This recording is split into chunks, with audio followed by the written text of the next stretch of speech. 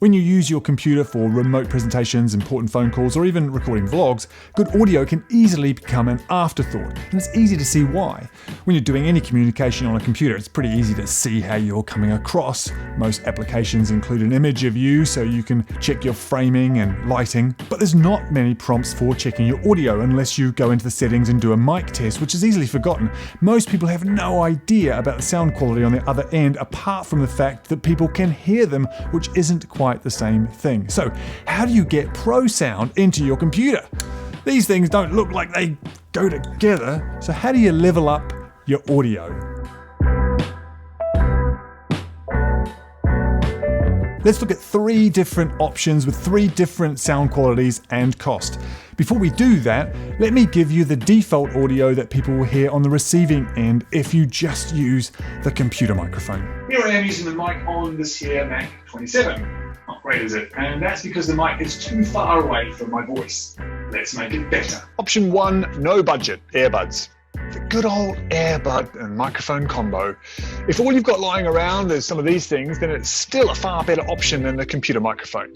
These ones are a pair of sport buds that I use for running. They're fairly unobtrusive when you're talking to someone, certainly no more or less noticeable than white AirPods, but like the AirPods, the audio has got that radio quality. Fine for interactive chats on Zoom, but for longer voiceover chunks within a webinar, for example, the distorted sound will be a bit distracting.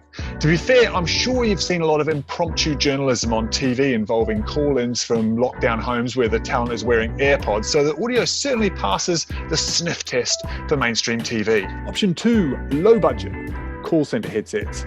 If this is what you've got lying about, then it's still better to see these big chunky things in frame than to have computer audio only.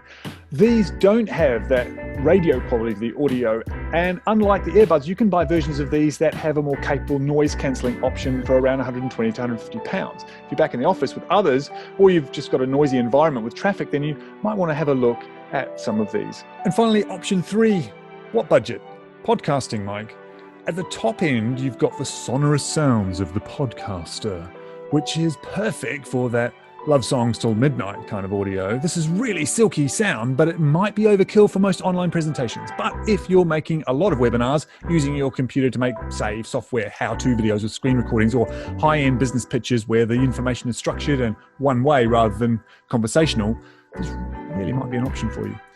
What I'm using is a Rode NT1A with a Behringer preamp to convert the Pro Audio XLR into a signal that can talk to the Mac. This setup is in the range of £300 to £400, but the technology is really quite developed. So you're only going to buy this sort of kit once and it'll last for years and years without becoming obsolete like digital cameras can be prone to. So there you have it. I'm going to recommend the podcasting mic, of course, but anything is better than just using a computer mic because you're too far away from it. If you like that, you might want to see the difference between lav mics and shotgun mics. And while you're here, why not subscribe? Because we put out content like this 3 times a week and we're aiming to help you grow your channel while you watch us grow ours from 0. We're a bit more than 0 now, which is nice.